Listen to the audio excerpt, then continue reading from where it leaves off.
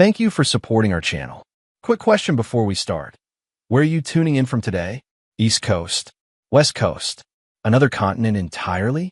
Let us know. Now, let's dive into today's story. Chapter 1. The Gift.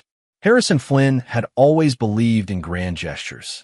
As a successful investment strategist at Meridian Capital, he'd accumulated enough wealth to live comfortably, but he never flaunted it. Instead, he chose to surprise his wife Bianca with what he believed would be the ultimate gift: financial freedom. The son of a steel mill worker from Pittsburgh, Harrison grew up watching his father work 16-hour shifts to put food on the table. His mother, a part-time seamstress, spent evenings mending clothes for extra income. Their struggles shaped Harrison's views on money, responsibility, and loyalty. He'd promised himself his family would never know such hardship. When he met Bianca Russo during his second year at Wharton Business School, she was a first-year medical student drowning in student loans but burning with ambition.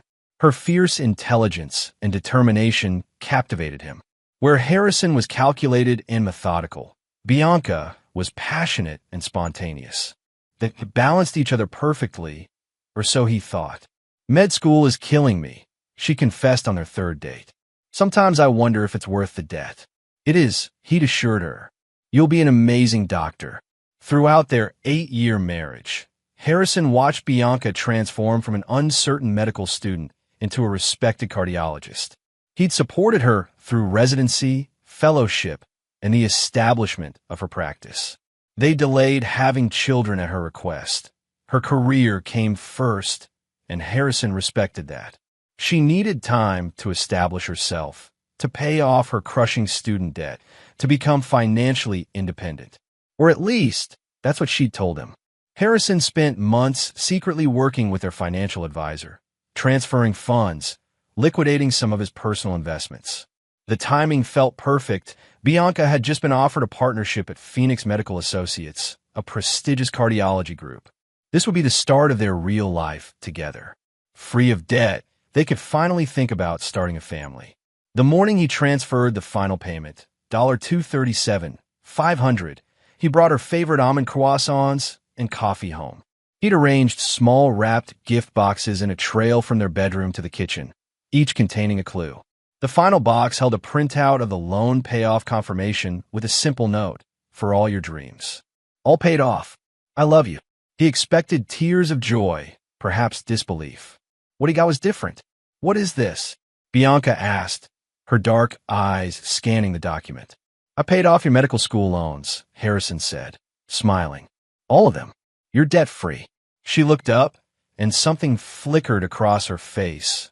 Not gratitude, but something closer to annoyance, quickly masked. "You pay my loans?" "Without discussing it with me first." Harrison's smile faltered. "I wanted it to be a surprise." "That's $250,000, Harrison. We should have talked about this. I use my personal investments. It doesn't affect our joint finances." Bianca sighed, folding the paper. "Thanks, I guess. I had a plan for those loans, you know." "A plan besides paying them off?" Harrison asked, confusion clouding his features. "Income-based repayment, loan forgiveness options, tax strategies." She shrugged. "Never mind. It's done now." She kissed his cheek, a perfunctory gesture, and left for work. No excitement, no relief, no real gratitude. That evening, Harrison returned home early to prepare a celebration dinner. He'd reserved 2 weeks at a villa in Tuscany as a second surprise, a delayed honeymoon they'd never taken because of Bianca's rigorous medical training. As he chopped vegetables in the kitchen, he heard Bianca's key in the door. She didn't come to greet him, but instead remained in the foyer, her voice low as she spoke on her phone. "I know, Lydia. I almost lost it when he showed me the papers." Her sister had always been her closest confidant. "No, I didn't tell him. How could I? Thanks for paying my debts so I can afford to leave you." Harrison froze, knife suspended over the cutting board. "Good. Now that's cleared, I can finally afford the divorce lawyer," Bianca continued. "Vincent said his guy is the best, but the retainer alone is 15 grand. Vincent. The name landed like a physical blow. Vincent Delgado, the new managing partner at her practice. Tall, divorced, with gray at his temples and a reputation for dating his colleagues. I just need a few more weeks to get everything in order. Harrison doesn't suspect anything.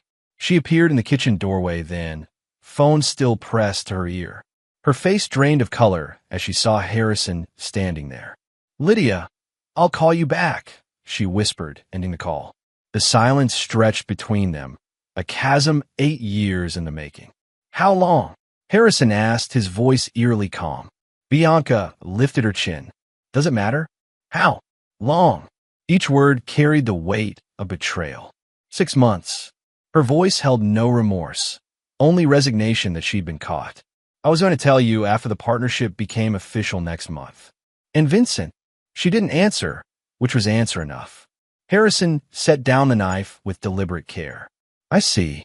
Harrison, does he know I just paid off your loans?" A flush crept up her neck.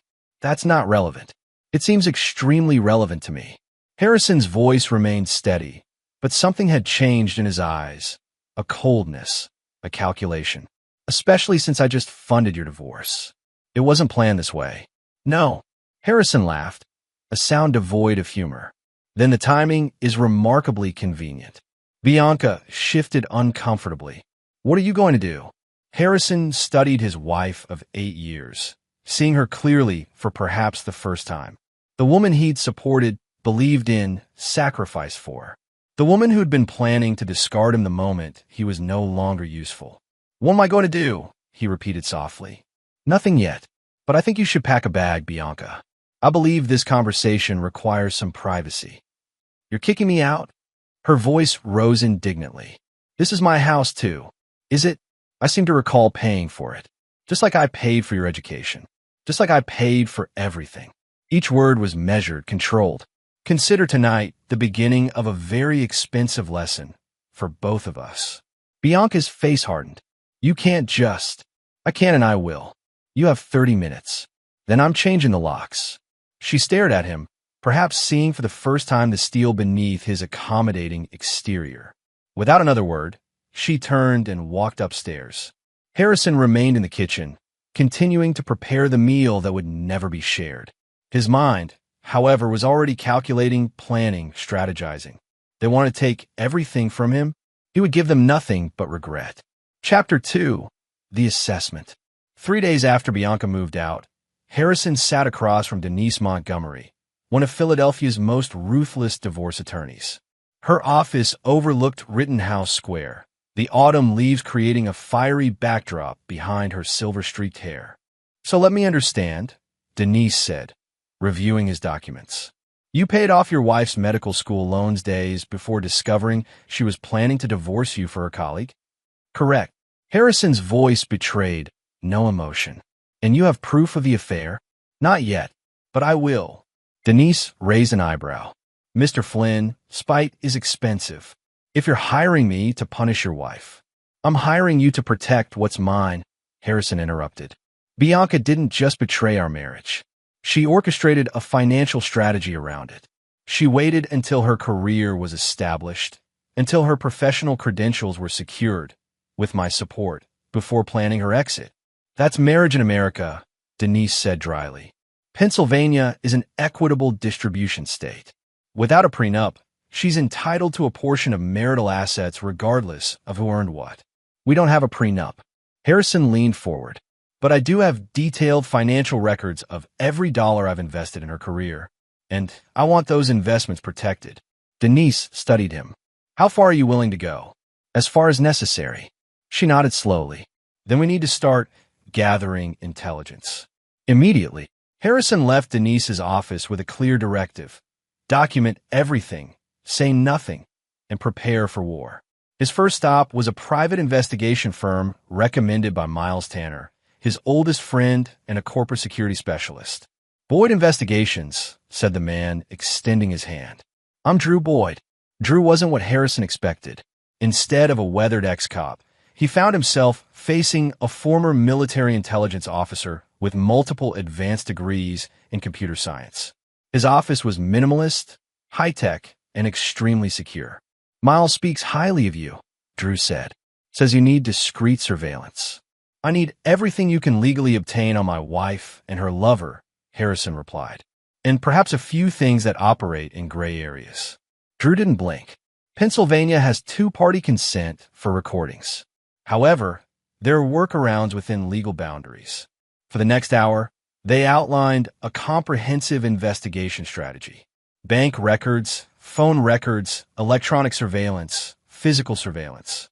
By the time Harrison left, he had committed $50,000 to the investigation, a small price for the truth.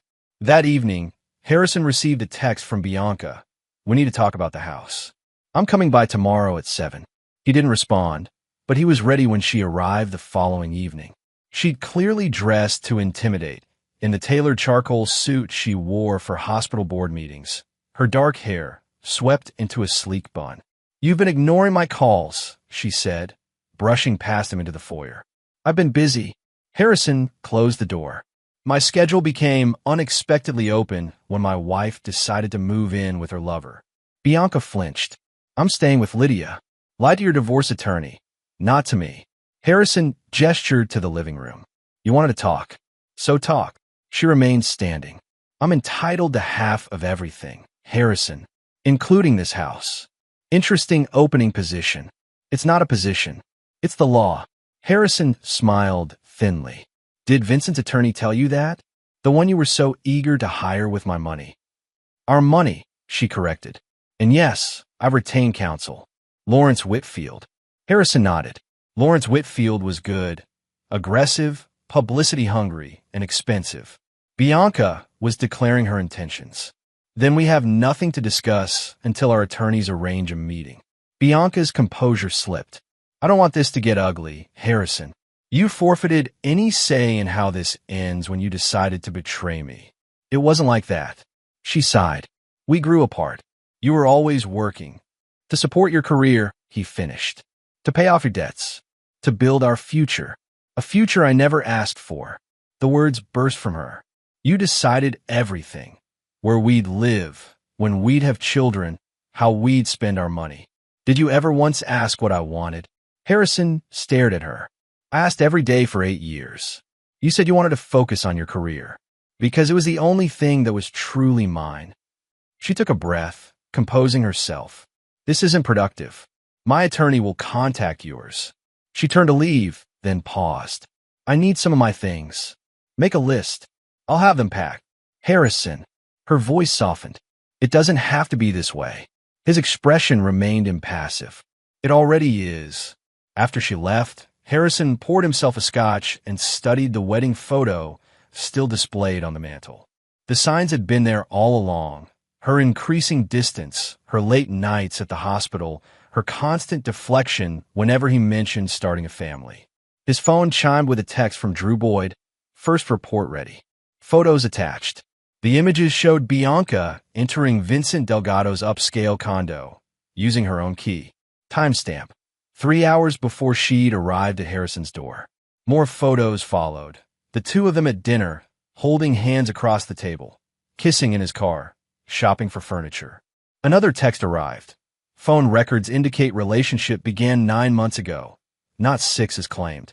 Financial investigation ongoing. Harrison set down his phone and walked to the window. 9 months. Around the time Bianca had suggested they keep their finances more separate for tax purposes. Around the time she'd insisted on a weekend medical conference in Chicago that he later discovered had been in Philadelphia. He'd been played for a fool. But not anymore. His phone rang. Miles Tanner. "How are you holding up?" Miles asked without preamble. "I'm fine." "Bullshit. I'm coming over." 30 minutes later, Miles arrived with a bottle of bourbon and the straightforward manner that had made him Harrison's closest friend since college. Unlike Harrison's approach to life, Miles was all decisive action and calculated risks. After a stint in the Marines, he'd built a security consulting firm that specialized in corporate protection, both physical and digital. "Boyd sent me copies of the preliminary report," Miles said, pouring them each a drink. "She's not even trying to be discreet. She thinks I'm too weak to fight back," Harrison said. "That I'll roll over like I always have." Miles studied his friend. "And will you?" Harrison met his gaze. "No, not this time." "Then what's the plan?" "Because Bianca and this Vincent character, they're operating like they've already won. They haven't even begun to play the game." Harrison swirled his bourbon. Did you look into Vincent Delgado like I asked? Miles nodded. Ambitious guy. 3 ex-wives, all of whom he left when better opportunities came along. He's angling to be the next chief of cardiology at Philadelphia General now that Dr. Rosenbaum is retiring. And Bianca, she's his ticket. Her research credentials, plus her new partnership at Phoenix Medical, make her valuable to him. She's been collaborating on his research papers, adding her name to his work. My sources say they're planning to launch a specialized cardiac treatment center together. Harrison absorbed this. So it's not just personal, it's professional advancement for both of them. Seems that way. And they're using your money to fund their launch. Miles hesitated. There's something else. Vincent's ex-wife, Adriana, reached out when she heard I was asking questions. She wants to meet you. Harrison raised an eyebrow. What? She wouldn't say. Just that she has information you might find useful. Harrison considered this. Set it up. As Miles left that night, he paused at the door. Harrison, I've known you 20 years. I've never seen you like this. Like what? Cold. Calculating. Miles studied him. Just don't lose yourself in this. Harrison's smile didn't reach his eyes. I'm not losing myself, Miles. I'm finding myself. After Miles left, Harrison returned to his study and opened his laptop. For the next several hours, he meticulously transferred funds between accounts, documented transactions, and compiled a detailed financial history of his marriage. Every dollar he'd invested in Bianca's career, every sacrifice he'd made. By dawn, he had constructed a complete financial timeline of their relationship. It told a story very different from the one Bianca was likely presenting to her attorney, a story of calculated opportunism and strategic betrayal. His phone chimed with a text from an unknown number. This is Adriana Delgado. Miles Tanner gave me your number. We should talk about Vincent and your wife. Meet me tomorrow, 3 p.m., Mercer Cafe. Harrison stared at the message, contemplating the chess pieces slowly moving into position. I'll be there, he replied. Chapter 3, The Alliance. Mercer Cafe buzzed with afternoon activity as Harrison claimed a corner table with good sight lines to both entrances. He recognized Adriana Delgado immediately when she walked in, poised and elegant, with the watchful eyes of someone who had learned painful lessons about trust. Mr. Flynn, she said, extending her hand. Thank you for meeting me. Call me Harrison, he replied, gesturing to the chair across from him. Adriana ordered tea and waited for the server to leave before speaking. I was wife number 2, she said without preamble. And I learned about wife number 1 the hard way, just like wife number 3 learned about me. And now my wife will be number 4? If Vincent gets what he wants. Adriana stirred her tea, which is why I wanted to meet. To make sure he doesn't. Harrison studied her. Why help me? We're strangers. Because Vincent doesn't just discard wives, he destroys them. Professionally, financially, personally. Her eyes hardened. I was chief resident when I met him. By the time our divorce was final, I'd lost my position, my reputation was in tatters, and I was starting over in a different specialty in a different city. Ow! Vincent has a pattern. He targets women with potential, women who can advance his career. He isolates them from friends and family, integrates himself into their professional work, and then, when he's extracted everything useful, he discards them while taking credit for their achievements. Harrison's expression didn't change, but his fingers tightened around his coffee cup. And you have proof of this? Adriana reached into her bag and pulled out a USB drive. I've been documenting his pattern for years.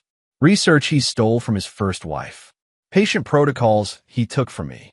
Innovations from his third wife's neurological practice that mysteriously appeared in his cardiac procedures.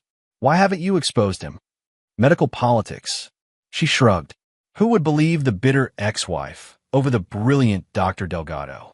But now, she pushed the drive toward him. Now I have a willing partner with resources and motivation. Harrison pocketed the drive. What do you want in return?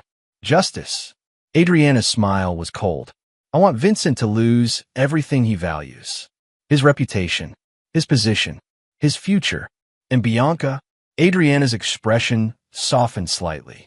Your wife is both victim and accomplice. Vincent's pattern is to find willing partners in his schemes. They believe they're equals until he no longer needs them. Harrison absorbed this. Tell me about this cardiac treatment center they're planning. Adriana's eyebrows rose. You know about that? I have resources too. She nodded appreciatively. They're applying for a major research grant from the Arlington Foundation, $15 million. With Vincent's reputation and Bianca's research credentials, they're favored to win. The announcement is in 6 weeks. And if they don't get it, their entire plan collapses. The treatment center is the centerpiece of Vincent's application for chief of cardiology. Without it, he's just another doctor with good credentials and a bad personal reputation. Harrison considered this. Who decides the grant recipients? A 5-person committee. I know 2 of them personally. Can they be persuaded? Adriana studied him. With the right evidence? Absolutely. As they continued talking, a strategy began to form. The Arlington Foundation grant was the linchpin of Vincent and Bianca's plans, both professional and personal. Without it, their carefully constructed future would crumble. I have one more question, Harrison said as Adriana prepared to leave. How long has Vincent been involved with my wife? Adriana's expression became guarded. What did Bianca tell you? 6 months. My investigator says 9. She shook her head. Try 18. I saw them together at a medical conference in Boston last spring. The timeline shifted dramatically in Harrison's mind. 18 months meant their affair began before Bianca's partnership discussions, before the loan repayment plans, before so many decisions he'd thought they'd made together. Thank you for your honesty, he said, his voice betraying nothing of the rage building inside him. One last thing, Adriana said, hesitating. Vincent and Bianca aren't just planning their professional future. They're planning a personal one too. Harrison waited, a cold certainty settling over him. She's pregnant, Harrison. About 2 months along. Adriana's eyes held genuine sympathy. I'm sorry. I thought you should know. The revelation didn't shock him as much as it should have. It was simply the final piece of a puzzle he'd been assembling since that night in the kitchen. After Adriana left, Harrison remained at the cafe, working through the implications. The child, if it existed, changed nothing about his resolve, but added a new dimension to his strategy. His phone vibrated with a text from Drew Boyd, financial investigation complete. Conference call? 20 minutes later, Harrison sat in his car as Drew outlined his findings. Your wife has been siphoning money from your joint accounts into a separate account under her maiden name, Drew explained. Small amounts, starting 18 months ago, totaling just under $120,000. Traceable, completely. She wasn't particularly subtle about it. And Vincent, that's where it gets interesting. He's leveraged to the hilt. 3 expensive divorces, a condo he can barely afford, and significant gambling debts. He needs this Arlington grant desperately. Harrison absorbed this information. What about his research? The work he's supposedly doing with Bianca, mostly borrowed or outright stolen from others, according to the data Adriana provided. I cross-referenced with published papers and patent applications. At least 60% of their innovative approach was developed by other researchers, including Adriana herself. Can you document this definitively? Already done. The report is in your secure email. Harrison thanked him and ended the call, then dialed Miles. I need access to Philip Arlington, he said without greeting. Miles whistled low. The Arlington Foundation Arlington? That's a big ask, Harrison. Can you do it? His grandson Travis was in my unit overseas. We stay in touch. I might be able to arrange something, but Philip doesn't take meetings without good reason. Tell him I have information about potential fraud in his foundation's grant process. That should get his attention. There was a pause on the line. Harrison, what exactly are you planning? Justice, Harrison replied. Nothing more, nothing less. That evening, Harrison reviewed everything he'd learned. The pieces were falling into place. Bianca's systematic betrayal, Vincent's predatory pattern, their joint professional ambitions funded with Harrison's money. He opened his laptop and began composing an email to Denise Montgomery, outlining his discoveries and his proposed strategy. It wasn't just about the divorce anymore. It was about exposing a pattern of deception that extended far beyond his marriage. As he worked, another email arrived from Bianca. Harrison, my attorney advised against this, but I wanted to reach out personally. There are things you should know, things I should have told you long ago. I'm not proud of how I've handled this situation, and I owe you the truth. Can we meet tomorrow? Just to talk, no attorneys. There's something important I need to tell you. Bianca. Harrison stared at the screen, reading between the lines. Adriana had been right. Bianca was pregnant and wanted to control the narrative. He typed a brief reply. Tomorrow, 7 p.m. Our house. Then he continued working, mapping out the destruction of everything Bianca and Vincent had built on the foundation of his betrayal. Chapter 4. The Reconnaissance. The following morning, Harrison met with Denise Montgomery to outline his evolving strategy. We need to be very careful here, Denise warned, reviewing his evidence, especially if there's a child involved.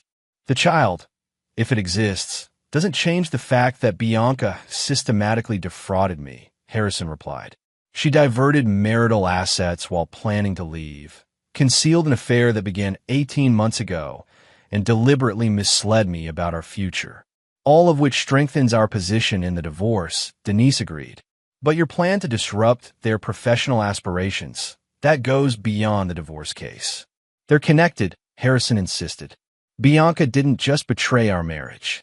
She used our marriage to advance her career with Vincent. My financial support, my connections, my resources, all leverage for their benefit. Denise studied him. You realize this approach will be messy. Public. I'm counting on it. She nodded slowly. Then we need to time this perfectly. When is your meeting with Philip Arlington? Tomorrow morning. And Bianca is coming to see you tonight? Yes. Record everything legally permissible. We want her admissions on the record. After leaving Denise's office, Harrison met with Miles at a security firm. The industrial chic space housed some of the most sophisticated surveillance technology available to the private sector. Everything's ready for tonight, Miles confirmed, showing Harrison a tablet. The house is wired with legal audio surveillance in all common areas. Video in the entrance, living room, and kitchen, all visible security cameras that she'll be aware of. And the other measures? Miles hesitated. Harrison, some of what you're asking for. Is it possible? Yes, but then do it. Harrison's tone left no room for argument. Vincent Delgado doesn't just steal wives, Miles. He steals lives. Research. Careers. Reputations. I'm not just protecting myself. I'm stopping a predator. Miles studied his friend. This isn't just about Bianca anymore, is it? It never was. She made her choice. Harrison checked his watch. I need to prepare for tonight. As evening approached, Harrison meticulously staged the house for Bianca's visit. Family photos remained prominently displayed. Financial documents were strategically placed in his study, including records of a loan payoff. A bottle of Bianca's favorite wine, a Barolo they discovered on their 5th anniversary, sat uncorked on the kitchen counter. At precisely 7 p.m., the doorbell rang. Bianca stood on the threshold, uncertainty in her normally confident posture.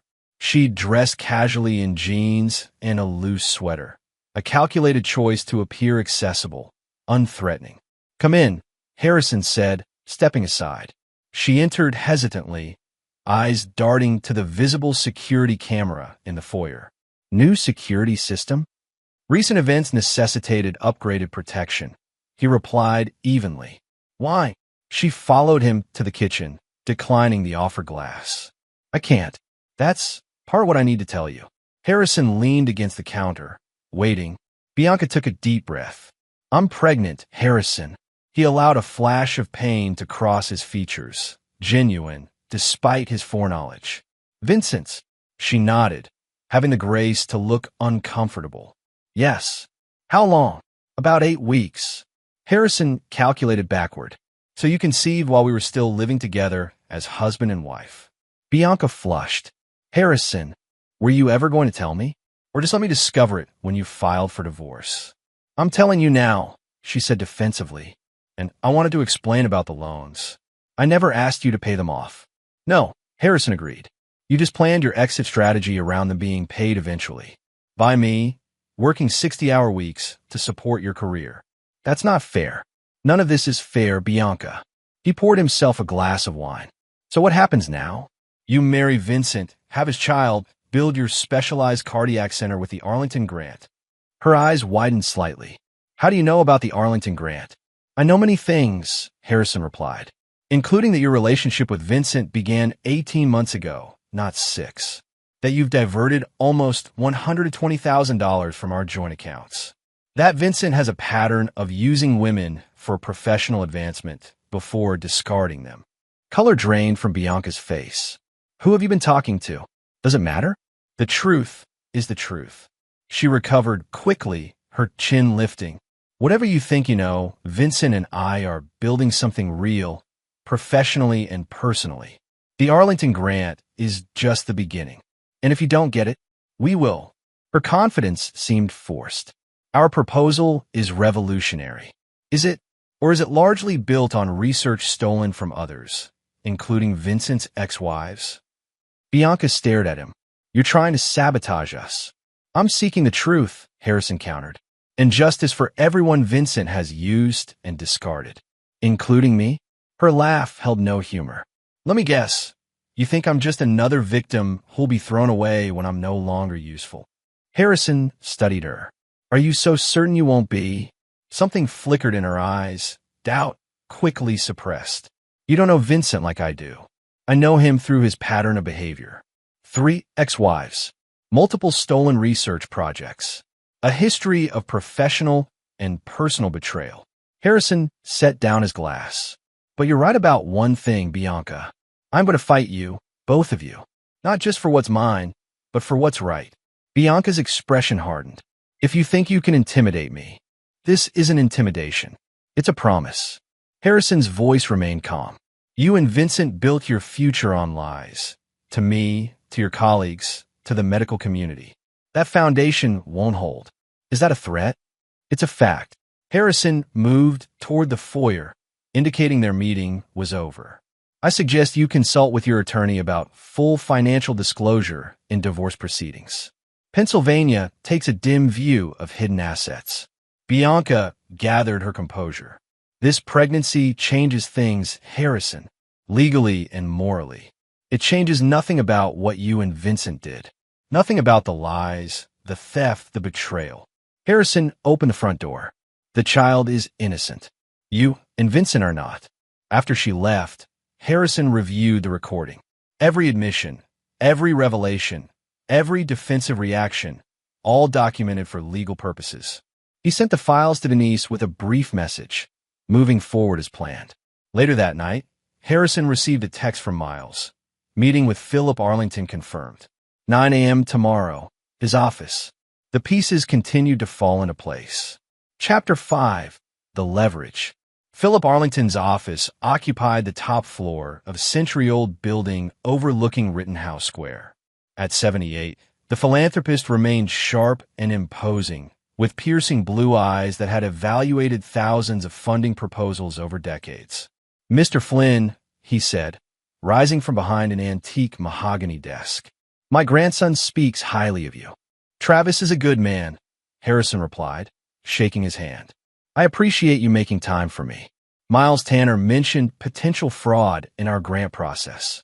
Arlington gestured to a chair. That's not an allegation I take lightly. Harrison placed a folder on the desk. What do you know about Vincent Delgado and Bianca Flynn's application for your cardiovascular research grant? Arlington frowned.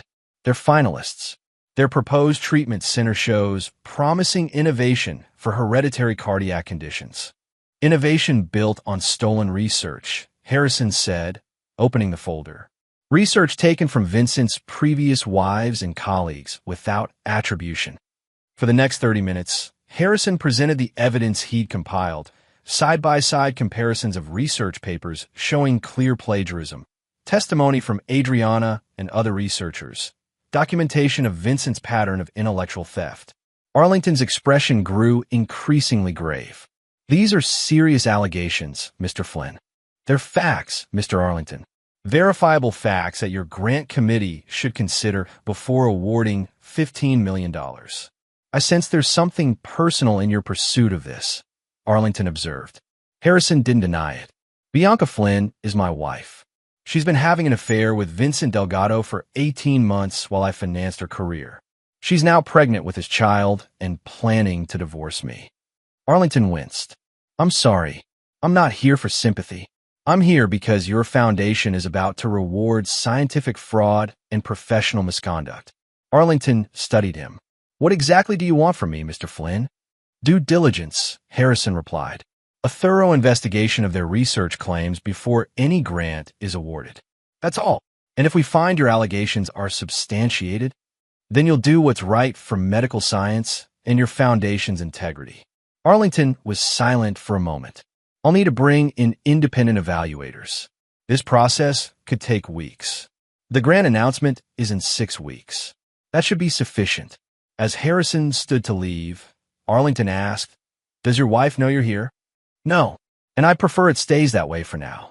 Arlington nodded. Travis said you were meticulous and principled. I see he was right. From Arlington's office, Harrison went directly to Philadelphia General Hospital, where he'd arranged a meeting with Dr. Eleanor Rosenbaum, the outgoing chief of cardiology, the position Vincent coveted. Dr. Rosenbaum was a formidable woman in her late 60s, with a reputation for brilliance and uncompromising standards. Her office walls displayed decades of accomplishments, including pioneering work in pediatric cardiology. Mr. Flynn, she said, gesturing to a chair. How can the cardiology department help you today? I believe I can help you, Dr. Rosenbaum, Harrison replied. Specifically with your succession planning. Her eyebrows rose. An unusual topic for a non-medical professional. I have information concerning one of your candidates, Vincent Delgado, that directly impacts his suitability for your position. Dr. Rosenbaum's expression remained neutral, but her attention sharpened. Go on. Harrison presented a condensed version of his evidence, focusing on the professional misconduct aspects. Dr. Delgado has systematically appropriated research from colleagues and subordinates throughout his career. His current project with the Arlington Foundation is largely built on unattributed work from others. These are serious allegations. They're documented facts, Harrison corrected gently, which I'm providing to you confidentially as part of your due diligence process. Dr. Rosenbaum studied the materials. You realize this could derail his candidacy? I realize it should derail his candidacy, Harrison countered. Your department's reputation depends on ethical leadership. And your interest in this matter? Harrison maintained eye contact. Professional integrity in medicine matters to everyone, Dr. Rosenbaum, including investors like myself who fund medical research. She nodded slowly. I appreciate your civic-mindedness, Mr. Flynn. This information will be carefully considered. As Harrison left the hospital, his phone chimed with a text from Drew Boyd, package delivered to Lawrence Whitfield's office per instructions. File opened 37 minutes ago. Harrison smiled slightly. The package was a comprehensive dossier of Bianca's financial misconduct, the diverted funds, the hidden accounts, the strategic timing of her divorce plans around Harrison paying off her loans. While attorney-client privilege would prevent Whitfield from sharing this with Harrison, ethics rules required him to counsel his client appropriately about financial disclosure requirements. In short, Bianca was about to receive a very uncomfortable conversation from her own attorney. That evening, Harrison met with Adriana Delgado again, this time at a private dining room in an upscale restaurant. She wasn't alone. 2 other women accompanied her. Catherine Marshall, Vincent's first wife, now a researcher at Johns Hopkins, and Teresa Alvarez, wife number 3, a neurologist whose innovative approaches Vincent had appropriated for his cardiac procedures. I told them about our conversation, Adriana explained. They want to help. The women shared their stories, remarkably similar patterns of professional and personal betrayal. Each had seen their work appear in Vincent's publications, their innovations integrated into his procedures, their contributions erased as he advanced. Why come forward now? Harrison asked. Why not before? Catherine, the eldest of the 3, spoke first. Medical politics, the old boys network, the fear of being labeled bitter ex-wives out for revenge. But together, with your resources and connections? Teresa added, "We have strength in numbers." By the end of dinner, they had formed an alliance. For people connected by Vincent Delgado's betrayal, each bringing different resources to their cause. Catherine's academic standing. Teresa's detailed documentation of her stolen neurological innovations. Adriana's network within Philadelphia's medical community. Harrison's financial resources and strategic mind. The Arlington Foundation investigation is underway, Harrison informed them. And Dr. Rosenbaum is reassessing Vincent's candidacy for chief of cardiology. What about Bianca? Adriana asked. Where does she stand in all this? Harrison's expression remained neutral. She's made her choice. Now she'll face the consequences alongside Vincent. As the dinner concluded, Catherine lingered behind. There's something you should know, she said quietly. Something Adriana and Teresa don't know. Harrison waited. Vincent has a child, a daughter from a relationship before his first marriage. Catherine's voice dropped further. He's never acknowledged her, never paid support. The mother was a nurse who worked with him during his residency. Why tell me this? Because it shows who he truly is. Catherine met his gaze. And because your wife is carrying his child, she should know what kind of father he'll be. Harrison absorbed this new information. Do you have documentation? Catherine nodded. I'll send it to you. The mother's name is Natalie Perry. She lives in Baltimore now. Another piece of the puzzle fell into place. Not just Vincent's professional misconduct, but his personal failings as well. The next morning, Harrison received an unexpected call from Lawrence Whitfield, Bianca's attorney.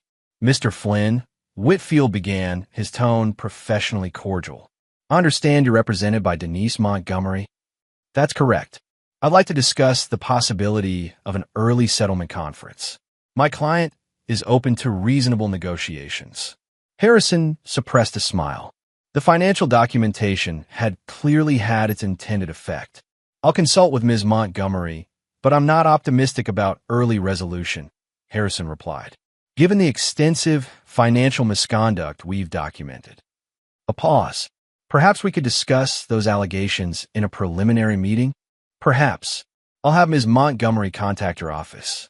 After ending the call, Harrison dialed Drew Boyd. I need information on Natalie Perry in Baltimore, he explained. Former nurse, has a child with Vincent Delgado from approximately 15 years ago. On it, Drew replied. Also, you should know, Bianca and Vincent had a very public argument at the hospital yesterday. Witnesses report it was about financial issues and promises not kept. The stress fractures were beginning to show. That afternoon, Denise called with an update. Whitfield is practically begging for a settlement conference. Whatever you send him has Bianca running scared. Schedule it for next week, Harrison directed. By then, we'll have even more leverage. Harrison, Denise said carefully, revenge is a powerful motivator, but it's a terrible negotiating position. Be clear about what you actually want from all this. Her words gave him pause. What did he want? Beyond the satisfaction of seeing Bianca and Vincent's carefully constructed plans collapse? Beyond justice for the women Vincent had used and discarded? I want what's mine, he said finally, and I want them to face the consequences of their actions, professionally, financially, and personally. That's not specific enough for a settlement position, Denise pressed. Harrison considered. I want full financial recovery of all diverted funds plus the loan repayment. I want the house and my personal investments protected. I want no ongoing financial connection to Bianca, no alimony, no support beyond what's legally required for the child, if it's mine. And if the child is Vincent's, as Bianca claims, then I want nothing to do with either of them, ever again. Denise sighed. I'll set up the meeting. But Harrison, be prepared for this to get uglier before it's over. Harrison hung up and walked to the window of his office, looking out over the Philadelphia skyline. In just a week, he'd transformed from betrayed husband to strategic adversary, systematically dismantling the future Bianca and Vincent had planned at his expense. The process was far from complete, but the foundation was crumbling beneath them. Soon, they would have nothing left to stand on. Chapter 6. The Confrontation. The settlement conference was scheduled for Wednesday morning at Denise Montgomery's office. By Monday, Harrison had received Drew Boyd's report on Natalie Perry, a pediatric nurse now working at Johns Hopkins Children's Center, raising a 14-year-old daughter named Olivia. DNA testing conducted during a child support case had confirmed Vincent's paternity, but he'd fought the support order with expensive attorneys until Natalie, financially drained, had accepted a minimal, one-time settlement with a non-disclosure agreement. She struggled financially, Drew reported, put herself through nurse practitioner school while raising her daughter alone. The girl is apparently brilliant. Early admission to a prestigious STEM program, perfect grades. Harrison made a decision. Contact Ms. Perry. Tell her I have information about Vincent Delgado that might be relevant to her situation. If she's willing to meet, I'll fly to Baltimore tomorrow. Tuesday morning found Harrison in a quiet cafe near Johns Hopkins, waiting for Natalie Perry. She arrived precisely on time. A slender woman with intelligent eyes and the efficient movements of someone who managed multiple responsibilities. "Mr. Flynn," she said, extending her hand.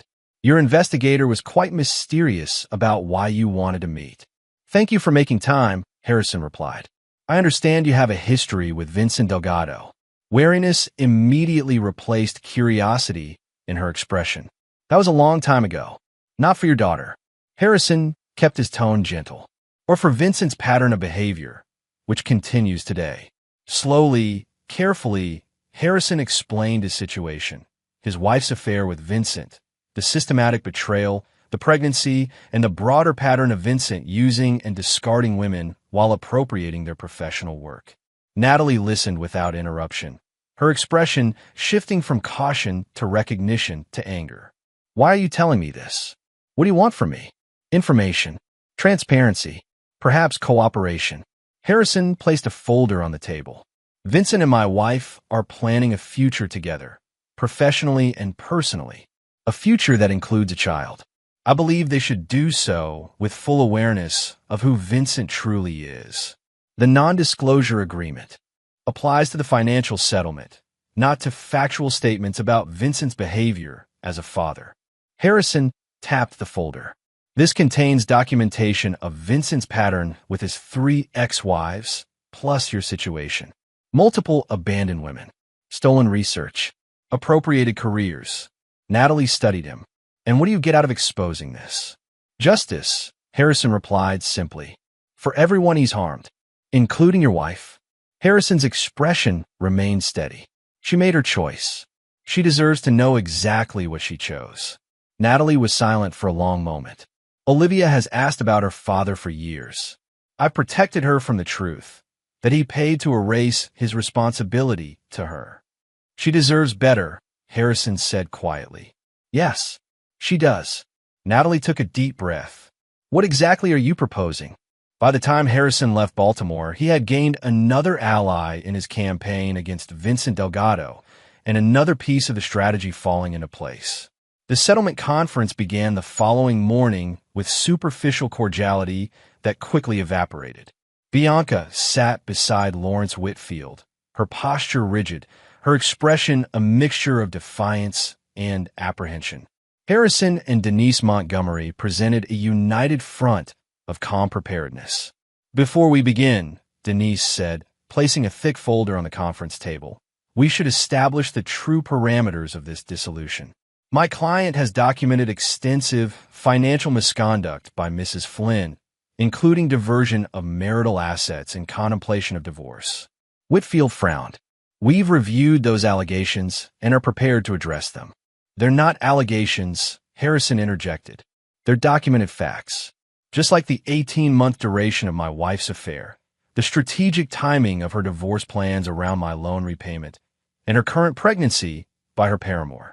Bianca flinched visibly at his clinical recitation. "Harrison, Mr. Flynn," Denise corrected, "will maintain professional distance in these proceedings." "This hostility is counterproductive," Whitfield said smoothly. "My client is prepared to make reasonable concessions regarding financial matters, given her changed circumstances." "Changed circumstances," Harrison repeated. An interesting euphemism for systematic betrayal and fraud. Bianca's composure cracked. "Is this what you want?" To humiliate me? To punish me? What I want, Harrison replied evenly, is justice. Return of diverted funds. Reimbursement for the loan payoff you strategically manipulated. Division of assets that reflects your misconduct. And complete dissolution of our relationship. Financial, personal, and legal. And the child? Whitfield interjected. If paternity testing confirms it's mine, which seems unlikely given the timeline, I'll meet my legal obligations. Otherwise, that's between your client and Vincent Delgado. Harrison's gaze never left Bianca, a man she might want to investigate more thoroughly before tying her future to his. What does that mean? Bianca demanded. Harrison simply slid a folder across the table. Information your attorney should review with you privately. Whitfield opened the folder, scanning its contents with growing concern. He whispered something to Bianca, whose face paled. We'd like to request a brief recess, Whitfield said. Of course, Denise replied. Take all the time you need. As they left the conference room, Denise turned to Harrison. What did you give them? The truth about Vincent Delgado, Harrison replied. His abandoned child in Baltimore. His pattern with his 3 ex-wives. His history of professional theft and personal betrayal. You're not just negotiating a divorce settlement, Denise observed. You're dismantling her entire future plan. She dismantled our future, Harrison countered. Now she can face the reality of what she chose instead. When Bianca and Whitfield returned 30 minutes later, the change in Bianca was palpable. The defiance had drained from her posture, replaced by uncertainty. My client is prepared to address the financial issues directly, Whitfield began, his tone conciliatory. Full restitution of diverted funds, acknowledgement of the loan repayment as separate property, and an equitable division that reflects recent revelations. And the house? Denise asked. Mrs. Flynn will relinquish any claim to the marital residence. The negotiation proceeded efficiently after that, with Bianca making concession after concession. By late afternoon, they had a framework for settlement that heavily favored Harrison, a rare outcome for a husband in Pennsylvania divorce proceedings. As they prepared to conclude, Bianca asked for a moment alone with Harrison. Against Denise's advice, he agreed. When the attorney stepped out, Bianca faced him across the conference table. Is all this true? About Vincent? Every word. The child in Baltimore? DNA confirmed. He paid to make her disappear from his life. Bianca absorbed this. And his ex-wives? The stolen research. You've been integrated into an established pattern, Bianca. One that ends with you discarded once he's extracted everything useful from your career and connections. She studied him, searching for deception. Why are you doing this? Is destroying us professionally necessary for the divorce? This isn't about the divorce, Harrison replied honestly. It's about justice. For everyone Vincent has harmed. For every woman whose work he's stolen. For every child he's abandoned. Including me. Bianca's laugh held no humor. The next ex-wife in training. That's your choice now. You have information I didn't have. You can decide what to do with it. Bianca was silent for a long moment. The Arlington Grant investigation. The review of Vincent's candidacy for chief of cardiology. That's your doing too. Harrison didn't deny it. Actions have consequences, Bianca. For both of you. And there's no way to stop this? To mitigate what's coming? None. Harrison stood. You chose your path 18 months ago. Now you can walk it with open eyes. As he turned to leave, Bianca spoke again, her voice smaller. If I had known, if I had seen what Vincent truly was. Harrison paused at the door. You still wouldn't have chosen me. You would have chosen a different exit strategy. The truth of his words hung between them as he walked out. That evening, Harrison received a call from Philip Arlington. Our preliminary investigation confirms your allegations. The philanthropist said without preamble. The similarities between Delgado's research and his ex-wife's work are too substantial to be coincidental. And the Grant decision? The committee will be informed next week. I wanted you to know first as a courtesy.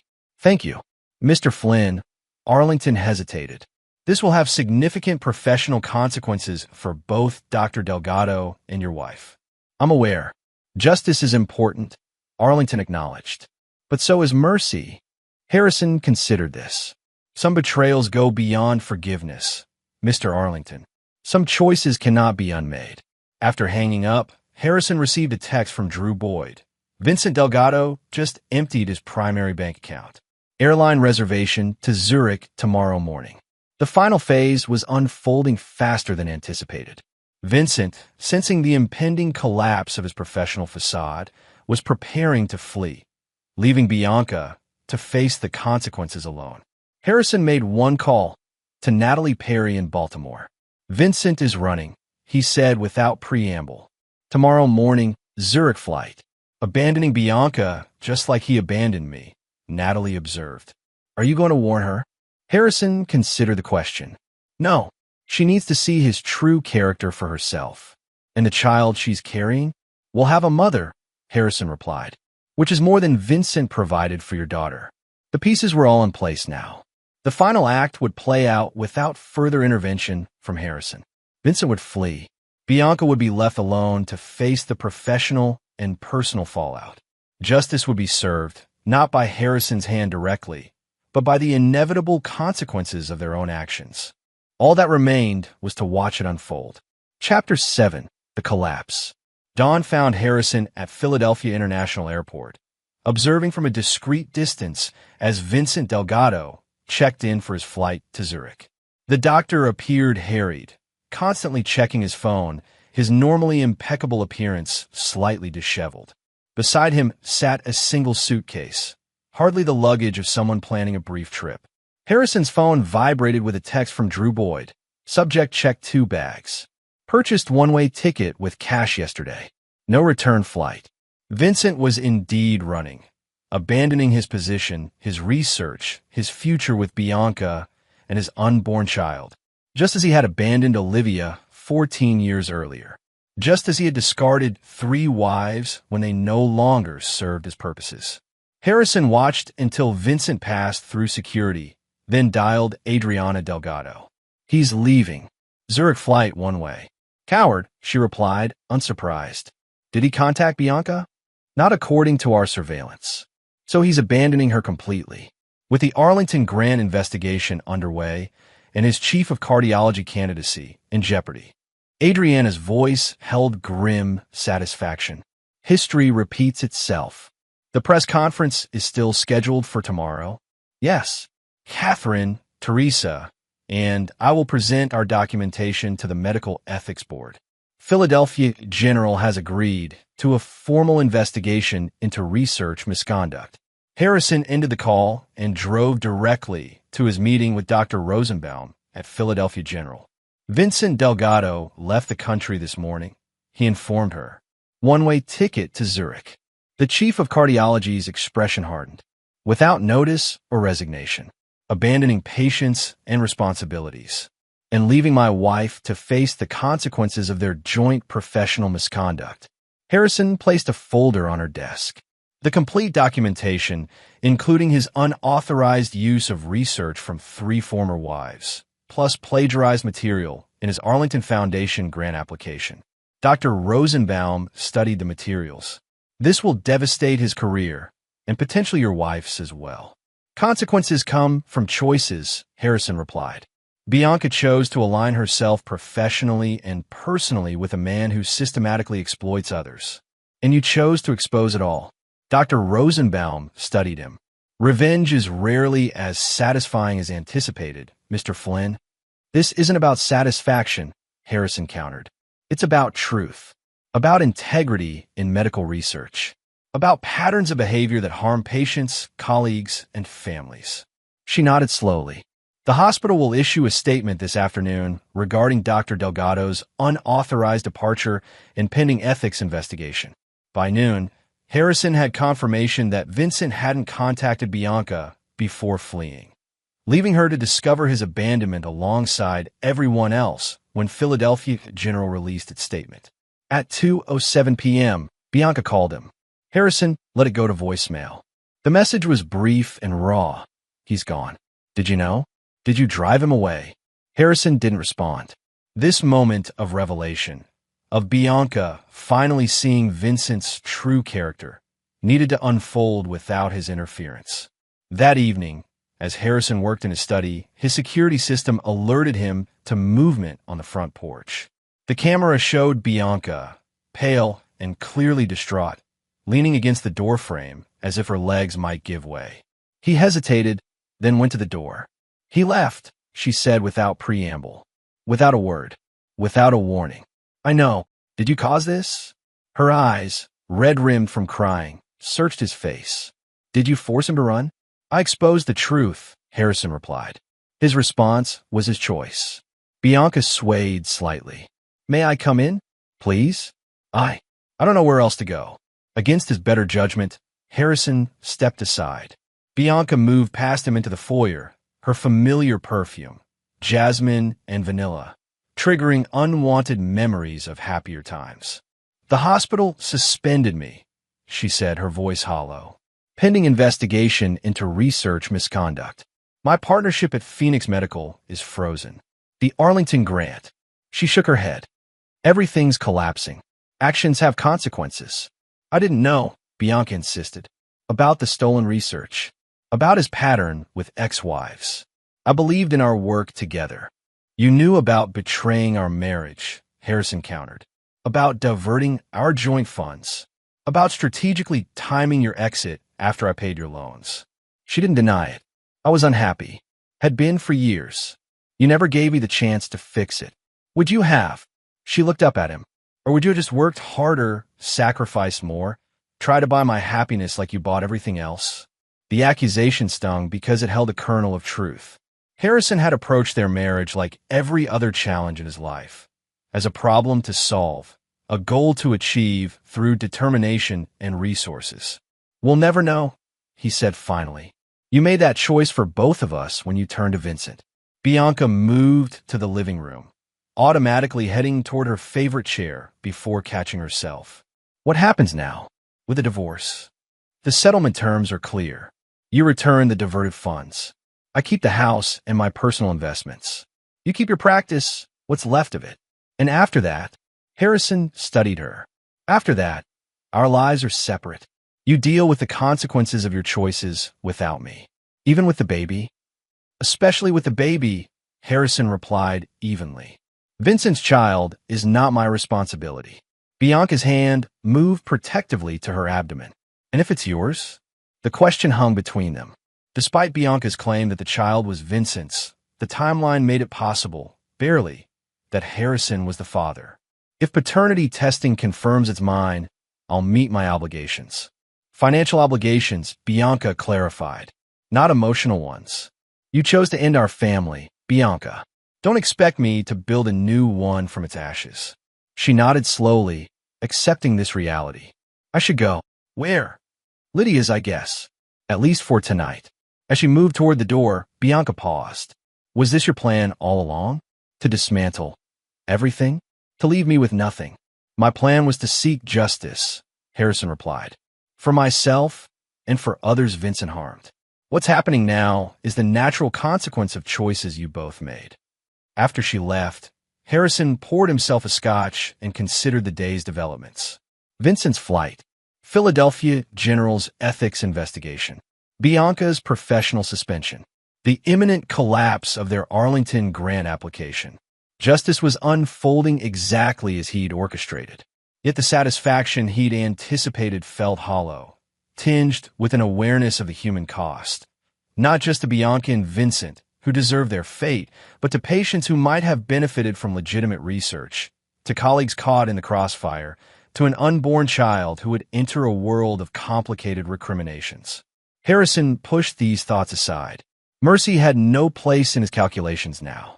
The path was set, and he would see it through to its conclusion. The following morning brought the press conference Adriana had organized. Harrison watched the live stream as Catherine Marshall, Teresa Alvarez, and Adriana Delgado presented their evidence of Vincent's systematic appropriation of their research. They were joined, unexpectedly, by Natalie Perry, who described Vincent's abandonment of their daughter. The medical community reacted with shock and swift condemnation. By afternoon, Philadelphia General had announced a formal ethics investigation, and the Arlington Foundation had publicly withdrawn Vincent and Bianca's grant application from consideration. Harrison's phone rang. Philip Arlington. The press conference was quite damning, the philanthropist observed. The truth often is. Indeed. Arlington paused. Have you spoken with your wife since Vincent's departure? Briefly. And Harrison considered his response. She made her choices. Now she faces their consequences. Alone, Arlington noted. As we all do, ultimately. That evening, Harrison received a call from an unexpected source, Dr. Rosenbaum. I thought you should know, she began without preamble. Your wife collapsed at the hospital this afternoon. She's been admitted for observation. Harrison's grip on the phone tightened. What happened? Stress-induced complications. The pregnancy may be at risk. I see. Harrison struggled to maintain his detached demeanor. Thank you for informing me. Will you come? She is no one else. Her sister is out of town, and her parents are in Italy. The question caught him off guard. His carefully constructed vengeance hadn't accounted for this scenario. Bianca truly alone, vulnerable, her health, and her unborn child at risk. For a moment, old protective instinct stirred. No, he said finally. Our relationship is over. Her current situation doesn't change that. Dr. Rosenbaum's disapproval was palpable even through the phone. Revenge is a powerful motivator, Mr. Flynn, but it rarely brings peace. After hanging up, Harrison paced his study, battling unwanted concern for Bianca. He'd achieved exactly what he'd set out to do. Expose Vincent's misconduct, force him to reveal his true character by abandoning Bianca, dismantle their professional ambitions built on lies and stolen work. So why did victory taste so bitter? His phone chimed with a text from Adriana, Vincent spotted in Geneva, apparently meeting with pharmaceutical representatives, still abandoning his responsibilities. The confirmation of Vincent's continued selfishness should have reinforced Harrison's resolve. Instead, it highlighted the asymmetry of consequences.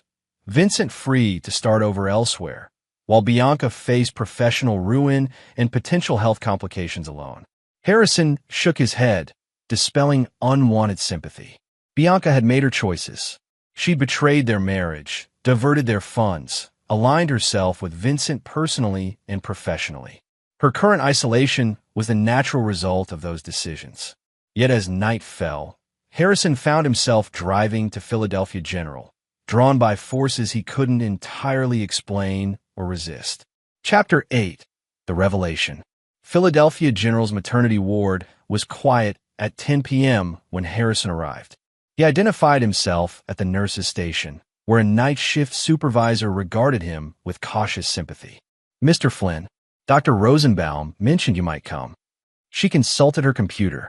Your wife is in room 418. Her condition has stabilized, but she's under observation for the next 24 hours. Harrison nodded. What exactly happened? Elevated blood pressure, signs of potential placental complications. The nurse's expression softened. Stress can be particularly dangerous during pregnancy, especially in the first trimester. Harrison absorbed this information silently, then made his way to room 418. He paused outside, uncertainty gripping him. What was he doing here? His plan didn't include compassion for Bianca. She'd forfeited any claim to his concern months ago. Yet he found himself pushing open the door. The room was dimly lit, monitors beeping softly beside the bed where Bianca lay asleep, and 4-line in her arm, her face pale against the white pillowcase. She looked smaller somehow, vulnerable in a way that stirred unwanted protective instincts. Harrison stood at the foot of her bed, watching her chest rise and fall with each breath, contemplating the strange turns that had brought them to this moment. 8 years of marriage, 18 months of betrayal, a week of calculated vengeance, and now this. Bianca alone and unwell, carrying a child whose paternity remained uncertain, her professional future in ruins. As if sensing his presence, Bianca's eyes fluttered open. For a moment, confusion clouded her features, then recognition dawned. Harrison, her voice was raspy from sleep. Why are you here? A question he was asking himself. Dr. Rosenbaum called me. Bianca struggled to sit up, wincing slightly. You didn't have to come. I know. Silence stretched between them, filled with unasked questions and unspoken accusations. "The baby?" Harrison finally asked. "Stable for now." Bianca's hand moved protectively to her abdomen. "The doctors are concerned about stress-related complications." Harrison nodded, unsure what to say next. His carefully constructed revenge narrative hadn't prepared him for this moment. Standing in a hospital room with the wife who had betrayed him, feeling something other than cold satisfaction at her downfall. "Vincent contacted me," Bianca said suddenly, her voice flat. "From Switzerland. He suggested I join him there once things settle down. Will you?" She laughed bitterly. "After he abandoned me to face everything alone? After I've lost my partnership, my research credibility, my professional standing?" She shook her head. "I'm many things, Harrison, but I'm not a fool. Not anymore." "What will you do?" "I don't know." The admission seemed to cost her. "My career here is effectively over. The medical community doesn't forgive research misconduct, even by association." Harrison moved to the window, looking out at the Philadelphia skyline illuminated against the night sky. "You could start over somewhere else." "With what?" "My reputation is destroyed. My savings are gone. Most went to the attorney and living expenses after I moved out." Bianca's voice caught. "And in a few months, I'll have a child to support." Harrison turned back to her. "Is it Vincent's?" The directness of the question seemed to surprise her. "I don't know," she admitted after a long pause. "I told you it was because it was easier, because I thought Vincent and I would build a future together." A bitter smile touched her lips. "So much for that." The possibility that the child might be his shifted something in Harrison's chest. Not forgiveness, not reconciliation, but a complication in his narrative of clean, complete separation. "We should do a paternity test," he said, his tone neutral, "when it's medically appropriate." Bianca studied him. "Would it matter to you? If the child is yours?" "Yes." The answer came without hesitation. "Not for us. There is no us anymore. But for the child." She nodded slowly. "I'm sorry, Harrison. Not just for the affair or the divorce, but for how I handled it all. For the person I became." "Why?" The question that had haunted him for days finally emerged. "Why Vincent? Why throw away everything we built?" Bianca was quiet for a long moment. It wasn't sudden. It was 1,000 small moments of disconnect.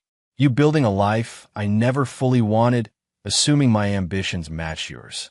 Me resenting your sacrifices instead of appreciating them because they made me feel obligated.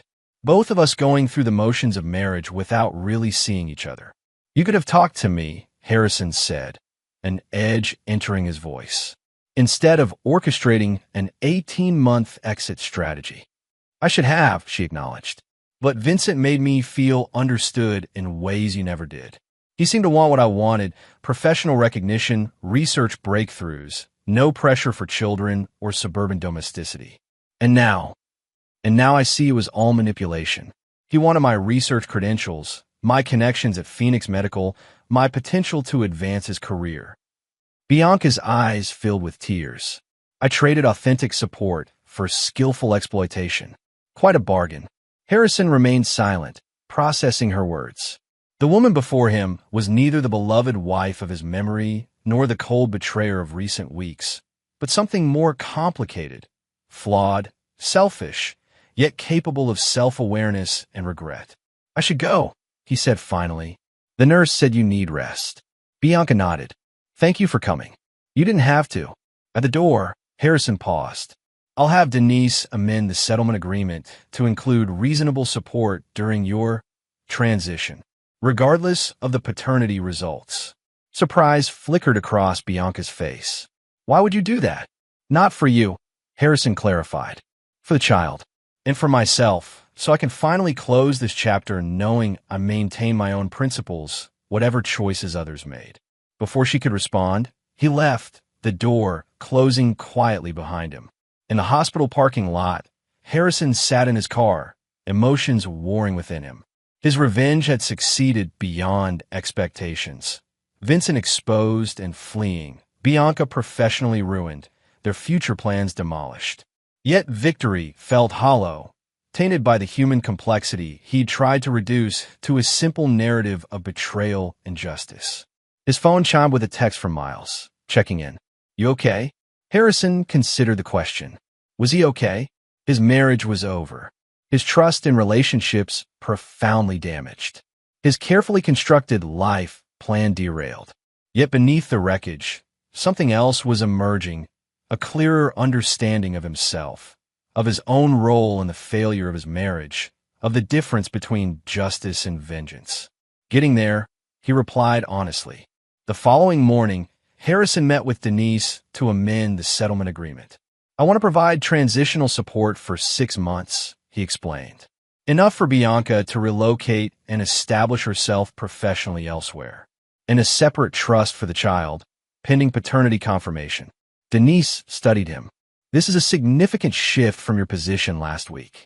The circumstances have changed. Have they? Or has your perspective? Harrison didn't answer directly. Can you draft the amendments today? Of course.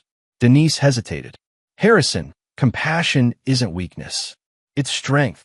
This isn't compassion, he corrected. It's pragmatism. A clean, final resolution that prevents future complications. Denise clearly didn't believe him, but nodded. I'll have the documents ready by this afternoon. From Denise's office, Harrison went to Philadelphia General for a scheduled meeting with Dr. Rosenbaum. The chief of cardiology greeted him with measured respect. I understand you visited your wife last night. Harrison nodded. Briefly, her condition has improved. We'll likely release her tomorrow with restrictions on physical activity and stress. Dr. Rosenbaum studied him. I've been in medicine 40 years, Mr. Flynn, seen thousands of relationships navigate crisis. Revenge rarely leads to healing. I'm not seeking healing, Harrison replied. Just resolution. Are you? She raised an eyebrow. Then why amend your settlement to provide support? Why visit the hospital last night? Harrison didn't have a ready answer. Philadelphia General's Ethics Committee meets next week regarding the research misconduct allegations, Dr. Rosenbaum continued. I've reviewed the evidence thoroughly. It's clear Vincent Delgado systematically appropriated others' work. It's less clear how much your wife knew or participated. Does it matter? She aligned herself with him professionally. Intent always matters in ethics violations. Dr. Rosenbaum leaned forward. If your wife was manipulated rather than complicit, her professional future might be salvageable. Not here, perhaps, but elsewhere. Harrison absorbed this. Why are you telling me this? Because despite your calculated vengeance, you still care what happens to her. Dr. Rosenbaum's assessment was direct. And because justice requires truth, not assumptions. The conversation left Harrison unsettled. He constructed a narrative of Bianca's willing complicity in Vincent's professional misconduct. But what if the reality was more nuanced? What if she, like Vincent's ex-wives, had been manipulated professionally as well as personally? These questions accompanied him as he drove to Boyd Investigations for a final update. Drew Boyd greeted him with his usual efficiency. Vincent Delgado's pharmaceutical meetings in Geneva fell through. Seems his research credibility is now questionable internationally. He's moved on to Munich, apparently seeking academic appointments. And Bianca's financial situation? Precarious, Drew confirmed. Her position at Phoenix Medical is suspended without pay pending the ethics investigation. Her savings are minimal. The diverted fund she returned to you represented most of her liquid assets. Harrison nodded. Any contact between them since his departure? One video call, day before yesterday, lasted 12 minutes. Our sources indicate it ended with Bianca terminating the call after Vincent suggested she use her connection to you to smooth things over professionally. The final piece of clarity, Vincent abandoning Bianca while still trying to exploit her, even from across the ocean. That evening, Harrison received a call from Natalie Perry. I wanted to thank you, she said without preamble, for helping expose the truth about Vincent. How was Olivia handling the publicity? Better than I expected. She's always known her father didn't want her. Now, she understands it wasn't about her. It was about him and his pattern of behavior. That's a mature perspective. She's a remarkable young woman. Pride colored Natalie's voice. She asked me to thank you, too, for standing up for us when no one else would. After the call, Harrison sat in his study, contemplating the unlikely alliances his revenge had created, with Vincent's ex-wives, with Natalie and her daughter, with medical authorities and ethics committees. The mission he'd undertaken alone had become something larger, a collective reckoning with patterns of betrayal and exploitation that extended far beyond his marriage. Perhaps that was justice after all, not just personal vengeance, but systemic correction. The next morning, Harrison received a text from an unknown number. "It's Bianca. Being discharged today. Can we talk? In person?" He hesitated, unsure if further conversation served any purpose. Their marriage was over. The divorce settlement nearly finalized. Justice for Vincent's misconduct in progress. What remained to discuss? Yet he found himself replying, "My house. 7 p.m. At precisely 7, Bianca arrived, looking pale but composed. She'd changed from hospital attire to simple jeans and a loose sweater that didn't quite conceal the slight rounding of her abdomen. "Thank you for seeing me," she said as Harrison led her to the living room. Once their shared space, now irrevocably his. "What did you want to discuss?" Bianca took a deep breath. "I've been thinking about what happens next. For me, for the baby." She met his gaze directly. "I'm leaving Philadelphia. There's nothing for me here anymore." "Where will you go?" "Boston, maybe, or Chicago. Somewhere I can restart my career in a less specialized role." Her hands fidgeted in her lap. "The ethics committee interviewed me yesterday. They believe I was manipulated rather than complicit in Vincent's research misconduct. It won't save my position here, but it leaves the door open for a fresh start elsewhere." Harrison nodded. "That's good. For you and the child. I also received the amended settlement agreement." Bianca's voice softened. "The transitional support. The trust for the baby." "Why, Harrison? After everything." "It's the right thing to do," he said simply. "For the child, if it's mine. And for final resolution between us, regardless." Bianca studied him. "You've changed." "Have I?" The Harrison I married would have calculated the minimum legal obligation and fulfilled it precisely. No more, no less. The observation stung with its accuracy. Perhaps we all change when our foundations are shaken. Perhaps. Bianca hesitated. "There's something else." The doctor suggested an amniocentesis to monitor the baby's development, given the complications. It can also determine paternity definitively. Harrison absorbed this. "When?" "Next week." She met his gaze. Would you want to know the results?" "Yes." The answer came without hesitation.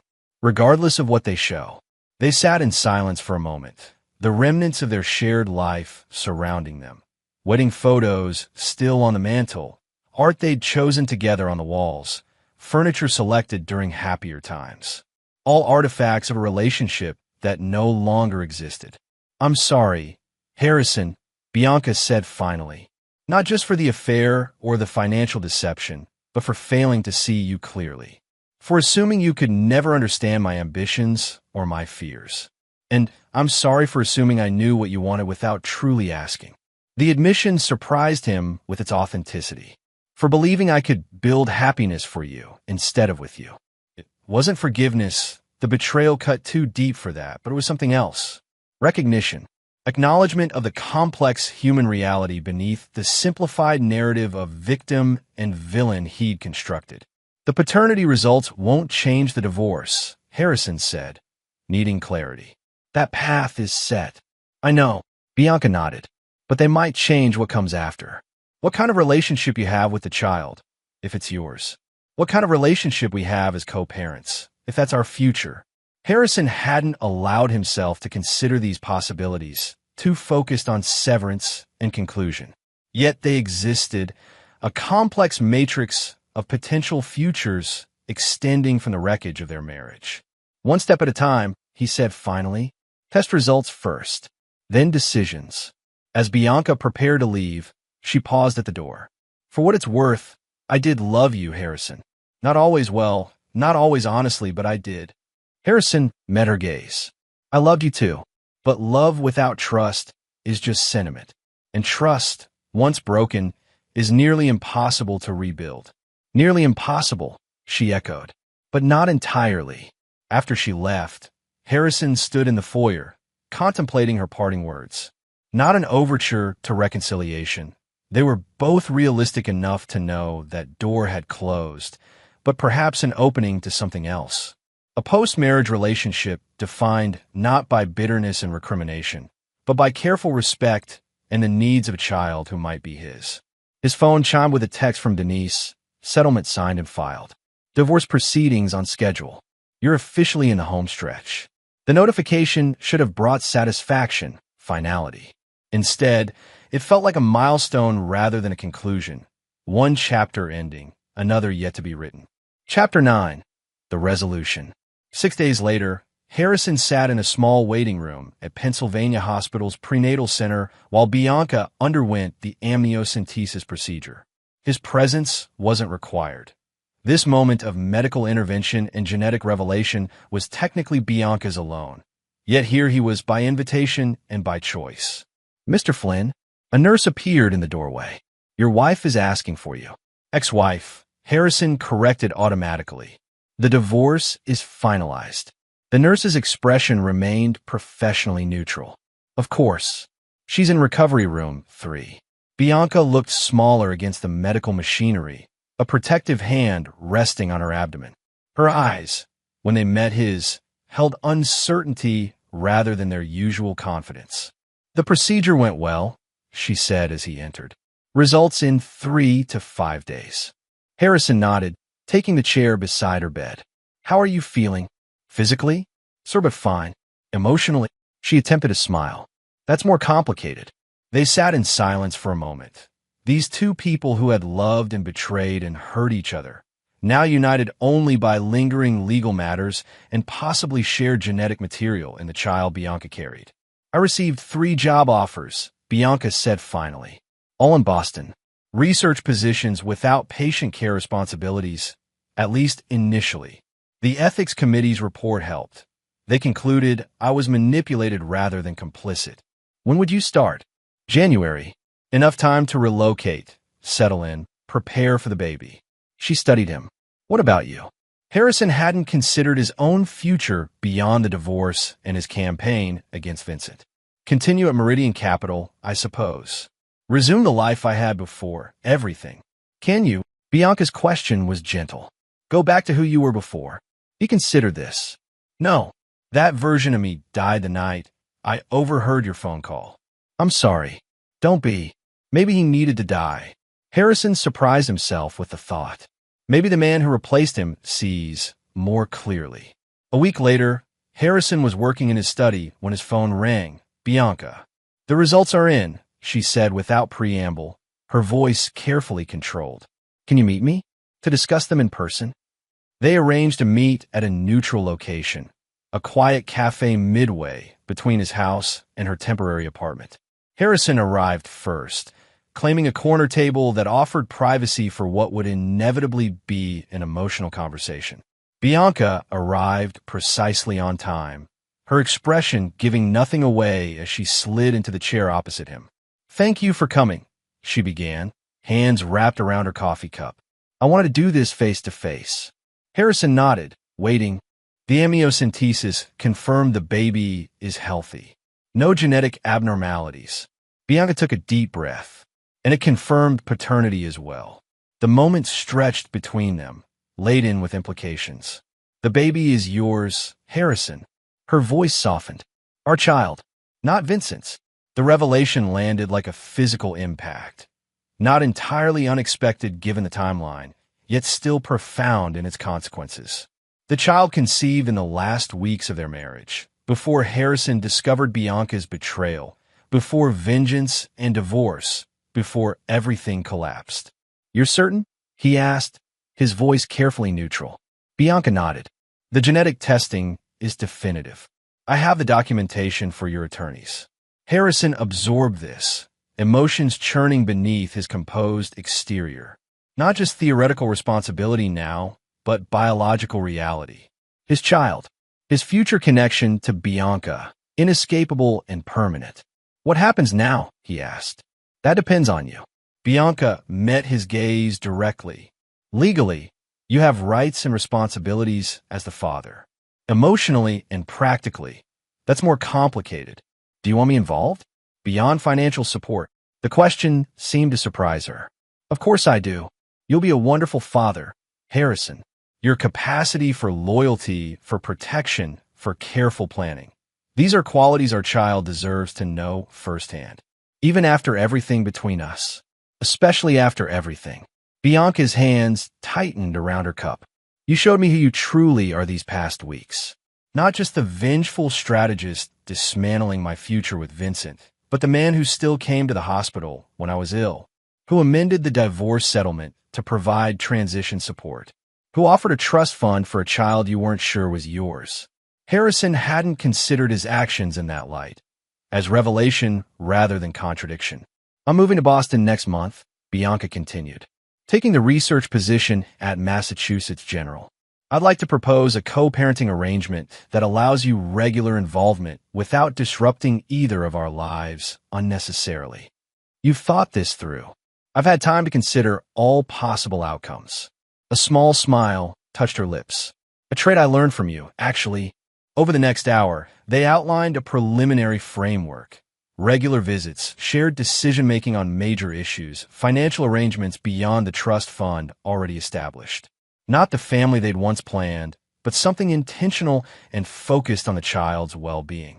As their meeting concluded, Bianca hesitated. There's one more thing. Vincent contacted me again yesterday. Harrison's expression darkened. What did he want? To reconcile. To start fresh now that the misunderstanding about his research has blown over. Her laugh held no humor, as if the destruction of my career and reputation was a minor inconvenience. What did you tell him? That I've seen his pattern clearly now. That I won't be wife number 4 on his list of discarded women. Bianca's expression hardened, and that if he contacts me again, I'll provide additional documentation to the ethics investigations already underway in 3 countries. Harrison nodded approvingly. He won't stop trying. Men like Vincent don't accept rejection easily. I know, but I'm stronger now. She met his gaze. Another unexpected outcome of all this. I found clarity I didn't have before. About who I am, what I want, what I'll accept in my life. As they prepared to leave, Bianca asked unexpectedly, Do you regret it? Your campaign against Vincent and me? Harrison considered the question carefully. I regret the necessity, perhaps, but not the action itself. Truth matters, Bianca. Consequences matter, even when they're painful. Especially then. In the weeks that followed, Harrison and Bianca established their new dynamic. Not friendship, not reconciliation, but a carefully structured relationship focused on their shared responsibility for the life Bianca carried. Weekly meetings to discuss preparations. Medical appointments where Harrison attended as the father, sitting quietly in the corner as the ultrasound revealed their daughter's developing features. News from other fronts arrived regularly. Vincent Delgado, unable to secure positions in Europe due to expanding ethics investigations, had retreated to South America, where medical institutions were beginning to question his credentials as well. Adriana, Catherine, and Teresa had formed an advocacy group for research integrity, sharing their experiences to help others identify and address professional misconduct. Natalie and Olivia Perry had established communication with Adriana's group, creating unexpected connections between Vincent's abandoned responsibilities. 2 months after receiving the paternity results, Harrison stood in what would become his daughter's nursery in his Philadelphia home, a room he designed for weekend visits and shared custody arrangements. The walls were painted a soft sea green, furniture assembled with his characteristic precision, a collection of children's books already filling the shelves. Miles found him there one evening, contemplating the completed space. Never thought I'd see this, his friend commented, leaning against the doorframe. You building a nursery alone, co-parenting with your ex-wife, planning weekends and holidays around custody schedules. Life rarely follows our careful plans, Harrison replied. No regrets. Harrison considered the question. About exposing Vincent? None. About the divorce? It was necessary, given the circumstances. But I've learned something about justice versus vengeance. About the difference between punishing betrayal and dismantling a person's entire existence. Harrison moved to the window, looking out at the autumn leaves falling in his backyard. Bianca is paying for her choices, professionally, personally. That's justice. But she's also rebuilding, starting over. That's necessary. And Vincent is experiencing the natural consequences of lifetime patterns. His professional misconduct exposed. His abandonment of responsibilities revealed. His manipulations unsuccessful. Harrison's expression hardened slightly. That's not vengeance. That's accountability. Miles studied his friend. You've changed, Harrison. The man I knew 6 months ago wouldn't make these distinctions. The man I was 6 months ago believed in black and white narratives. Loyalty versus betrayal. Right versus wrong. Harrison turned from the window. Reality is more complicated. The following weekend, Harrison drove to Boston to help Bianca settle into her new apartment. Their interaction remained carefully cordial. Not the warmth of reconciliation, but not the coldness of recent enmity either. Something new, constructed from the remnants of what they destroyed, focused on the child who would connect them permanently. As Harrison assembled a crib in what would become their daughter's primary bedroom, Bianca leaned against the doorframe, watching him work. I received a letter from Olivia Perry yesterday, she said, surprising him. Vincent's daughter from Baltimore.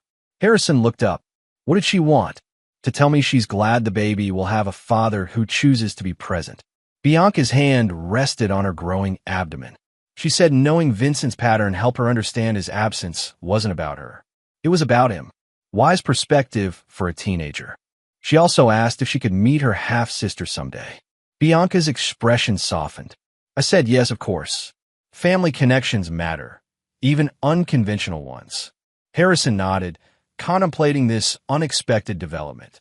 Their daughter connected not just to them, but to a wider network of people bound together by Vincent's actions and their collective response. We should probably discuss names, Bianca said, changing the subject.